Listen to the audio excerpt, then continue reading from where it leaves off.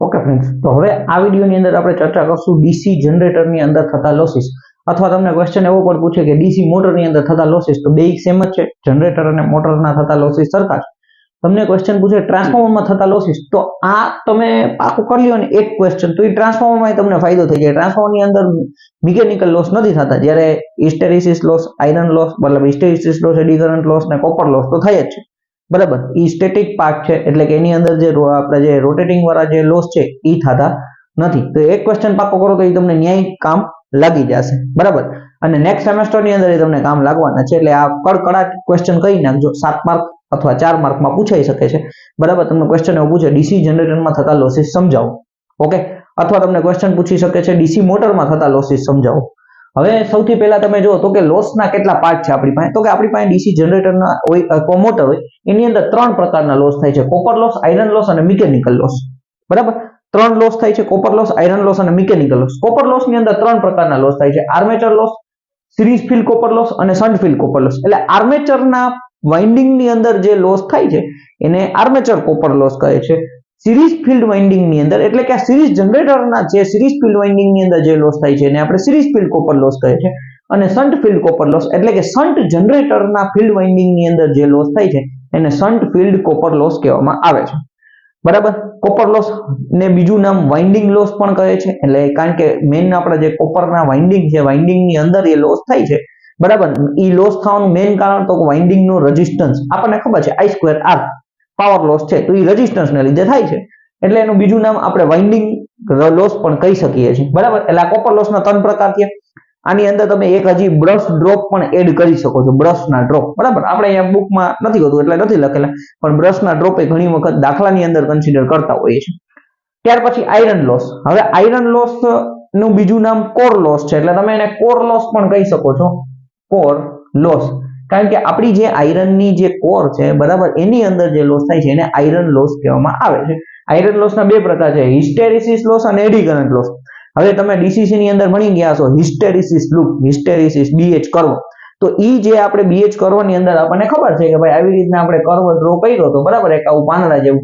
તો આનો જેટલો એરિયા વધારે એટલો ઈ લોસ વધારે. પર સાયકલ આપણે ગણતરી કરતા, બરાબર, BH કર્વની. તો જેટલો એરિયા વધારે એટલે ઈ લોસ વધારે. તો એનો મતલબ ઈ મટીરીયલ એટલું સારું નથી. જેટલો એરિયા ઓછો એટલે ઈ લોસ ઓછો, એનો મતલબ કે ઈ મટીરીયલ સારું છે. તો ઈ જ લોસ અહીંયા થાય છે હિસ્ટેરિસિસ લોસ અથવા હિસ્ટેરિસિસ લોસ. અને ત્યાર પછી આપણો એડી કરંટ લોસ. એટલે આયરન લોસ અથવા કોર લોસ ની અંદર 2 મેઇન પાર્ટ છે, 2 લોસ થાય છે: હિસ્ટેરિસિસ લોસ અને એડી કરંટ લોસ. બરાબર, હવે એસી સપ્લાય પસાર કરીએ છીએ એટલે આપણે શું થાય છે કે એને લીધે એડી કરંટ એની અંદર આપણે કોરની ઉપરથી એડી કરંટ પસાર થાય છે, એટલે એને આપણે કહેવામાં આવે છે એડી કરંટ લોસ. ચાલો, ઓકે, 2 પ્રકારના લોસ છે આયરન લોસ ની અંદર છે. હવે એના પછી મિકેનિકલ લોસ છે. તો મિકેનિકલ લોસ ની અંદર 2 પ્રકારના લોસ છે: વિન્ડેજ લોસ અને ફ્રિક્શન લોસ. બરાબર, વિન્ડેજ અને ફ્રિક્શન ને એટલે ઘર્ષણને લીધે, વિન્ડેજ એટલે હવાને લીધે જે લોસ થાય છે. પછી આગળ આપણે ચર્ચા કરતા જશું. એટલે સૌથી પહેલા જો તમને ક્વેશ્ચન પૂછે, હવે 4 માર્કમાં પૂછે કે 7 માર્કમાં પૂછે, તમારે આટલું પહેલા લખી નાખવાનું. એટલે સર જે પેપર ચેકર છે ને બેઝિક આઈડિયા આવી જાય કે ભાઈ લોસ બધાય આવડે છે, મતલબ નામ તો બધાય આવડે છે. બરાબર, એટલે બેઝિક આઈડિયા છે એ તો આપણને ખબર પડી જાય. એટલે આવું વ્યવસ્થિત રીતે તમારે લખી નાખવાનું થશે. આ એક મસ્ત એક ટેબલ બનાવી દેવાનું. ક્લિયર? હવે આપણે જોતા જઈએ.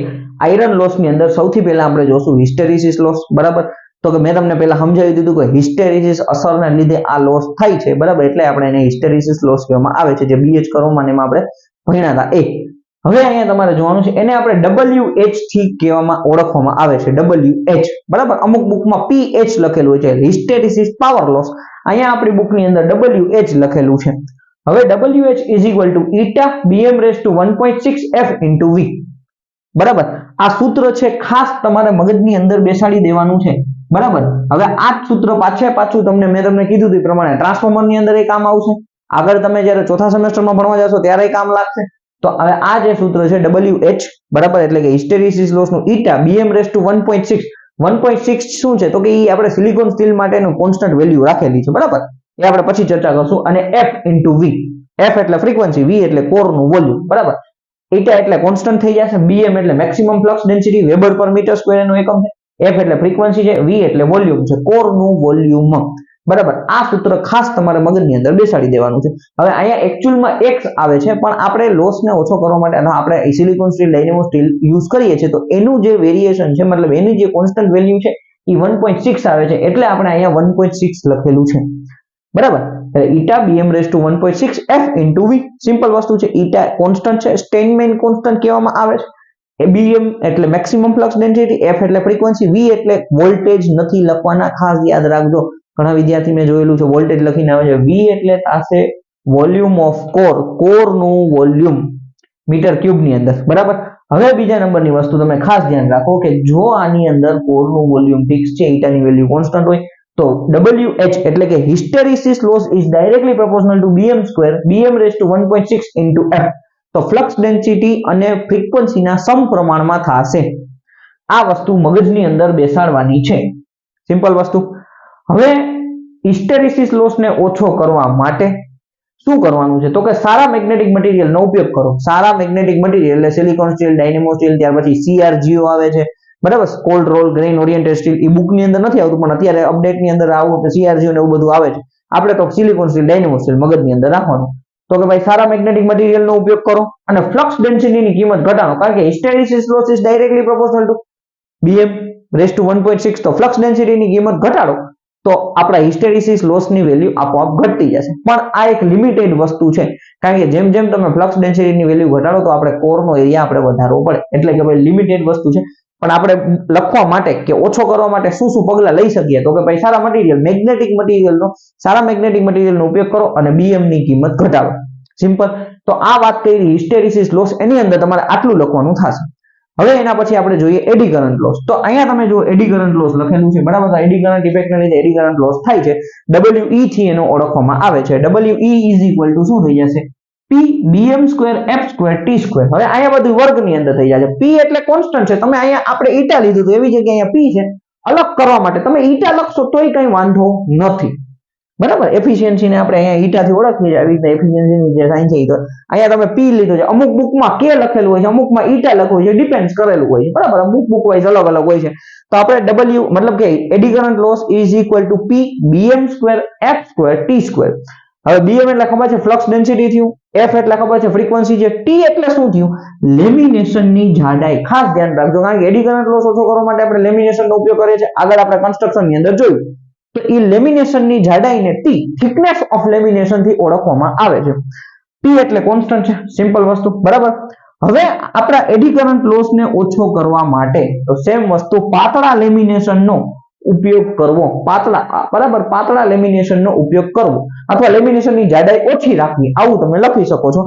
સેમ વસ્તુ bm ની કિંમત ઓછી કરીને મેક્સિમમ ફ્લક્સ ડેન્સિટી ની કિંમત ઓછી કરીને એડી કરંટ લોસ આપણે ઓછો કરી શકીએ છીએ હવે બીજા નંબરની વસ્તુ એક ખાસ ધ્યાન રાખો બરાબર તો કે અહીંયા તમે જુઓ તો કે ભાઈ આપણે t અને p કોન્સ્ટન્ટ હોય તો WE is directly proportional to bm2 f2 જો અહીંયા આપણા ડીસી જનરેટરની અંદર મેક્સિમમ ફ્લક્સ ડેન્સિટી અને ફ્રીક્વન્સી કોન્સ્ટન્ટ હોય બરાબર તો એનો મતલબ કે આપણો આયરન લોસ છે એને કોન્સ્ટન્ટ લોસ પણ કહેવામાં આવે છે તો આ લોસ કેવા થઈ જશે કોન્સ્ટન્ટ લોસ થઈ જશે ખાસ ધ્યાન રાખજો જો ફ્રીક્વન્સી અને ફ્લક્સ ડેન્સિટી કોન્સ્ટન્ટ હોય બરાબર તો એનો મતલબ એવો થઈ ગયો આયરન લોસ છે બરાબર ઈ કોન્સ્ટન્ટ થઈ જશે તો એમાં ફેરફાર થશે નહીં સેમ ટ્રાન્સફોર્મરમાં આવી જ રીતના થશે કારણ કે એમાં ફ્રીક્વન્સી કોન્સ્ટન્ટ હોય છે તો આ જ વસ્તુ ત્યાં પણ કામ આવશે બરાબર એટલે બે લોસ થયા hysteresis loss eddy current loss આ કોની અંદર આવે છે તો કે આયરન લોસ નું બીજું નામ છે કોર લોસ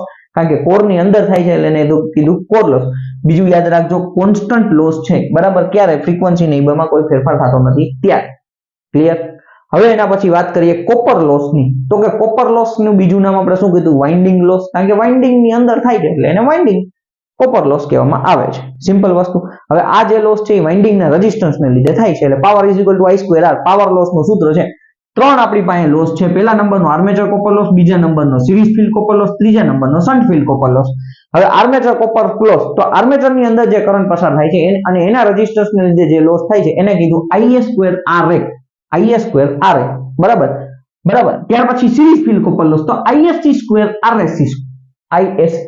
એટલે સિરીઝ ફીલ્ડ વાઇન્ડિંગ નો કરંટ સિરીઝ વાઇન્ડિંગ નો રેઝિસ્ટન્સ એ બેયને લીધે જે લોસ થયો એને કીધું સિરીઝ ફીલ્ડ કોપર લોસ હવે શન્ટ ફીલ્ડ કોપર લોસ તો શન્ટ જનરેટર ની અંદર શન્ટ ફીલ્ડ વાઇન્ડિંગ ની અંદર જે લોસ થાય છે એને શન્ટ ફીલ્ડ કોપર લોસ કહે છે ISH2 તો જો અહીંયા SH I2R તો છે જ આર્મેચર ની અંદર થાય તો IR સિરીઝ ફિલ્ડ વાઇન્ડિંગ ની અંદર થાય તો ISC RSC, shunt field winding ની અંદર થાય તો ISH2 RSH. બરાબર, આ ખાસ ધ્યાન રાખજો કે ભાઈ આ આપણો જે શન્ટ ફિલ્ડ વાઇન્ડિંગ જે લોસ છે એ કોન્સ્ટન્ટ લોસ છે. શું કામ? કારણ કે શન્ટ ફિલ્ડ વાઇન્ડિંગ નો જે કરંટ છે એ કોન્સ્ટન્ટ હોય છે. તો એનો મતલબ એવો થઈ ગયો કે કરંટ કોન્સ્ટન્ટ હોય છે તો આ લોસ પણ કેવો થઈ જશે? કોન્સ્ટન્ટ લોસ થશે. આ એક વેરિએશન છે, ખાસ ધ્યાન રાખજો. બરાબર, શન્ટ ફિલ્ડ વાઇન્ડિંગ લોસ કેવો છે? કોન્સ્ટન્ટ લોસ છે. બાકી આ વેરિયેબલ લોસ છે, કરંટના વર્ગના સમપ્રમાણમાં છે, એટલે કરંટમાં ફેરફાર થશે તો આ બે લોસમાં ફેરફાર થશે. પણ અહીંયા આપણે કરંટ કોન્સ્ટન્ટ છે, જે શન્ટ ફિલ્ડ વાઇન્ડિંગ નો જે કરંટ છે એ કોન્સ્ટન્ટ છે, એટલે આ લોસ કોન્સ્ટન્ટ ની કેટેગરીમાં આવશે. બરાબર, આવી રીતના આપણે આમ થોડુંક આમ સ્ટાર મારતા એટલે તમને મગજની અંદર બેસે, થોડુંક અલગ છે.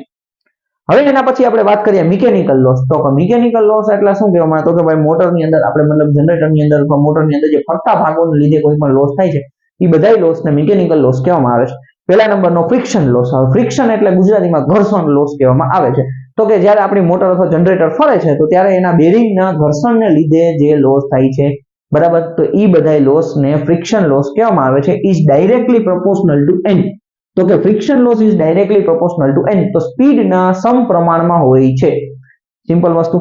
ત્યાર પછી બીજા નંબરનું વિન્ડેજ લોસ. તો કે વિન્ડેજ લોસ એટલે શું કહે છે? તો કે જ્યારે આર્મેચર ફરે છે ત્યારે એને હવાનો સામનો કરવો પડે છે, હવા કટ કરે છે, તો ત્યારે જે લોસ થાય છે તો એ લોસને વિન્ડેજ લોસ કહેવામાં આવે છે. ખાસ ધ્યાન રાખજો, વિન્ડેજ લોસ છે is directly proportional two n². સ્પીડના વર્ગના સમપ્રમાણમાં હોય છે. સ્પીડના વર્ગના સમપ્રમાણમાં હોય છે. બરાબર, તો આ જે થયા એ આપણા ક્યાં થયા? મિકેનિકલ લોસ થયા. સિમ્પલ બે જ લોસ હતા, ફ્રિક્શન લોસ અને વિન્ડેજ લોસ. ઓકે, હવે એના પછી તમારે એક વધારાનો તમને ક્વેશ્ચન નાનકડો પૂછ્યો, સ્ટ્રે લોસ કોને કહેવામાં આવે છે? તો કે ભાઈ આયરન લોસ અને મિકેનિકલ લોસના સરવાળાને સ્ટ્રે લોડ લોસ અથવા સ્ટ્રે લોસ કહેવામાં આવે છે. આયરન લોસ એટલે શું થયું? તો કે હિસ્ટેરિસિસ લોસ અને એડી કરંટ લોસ, ફ્રિક્શન અને વિન્ડેજ લોસ, આ બધાનો સરવાળો કરી દેવામાં આવે તો એને સ્ટ્રે લોસ કહેવામાં આવે છે. તમને ક્વેશ્ચન એવો પૂછે કે કોન્સ્ટન્ટ લોસ કોને કહેવામાં આવે છે? તો ખાસ ધ્યાન રાખજો, તો કે stray loss plus shunt field copper લોસને કોન્સ્ટન્ટ લોસ કહેવામાં આવે છે.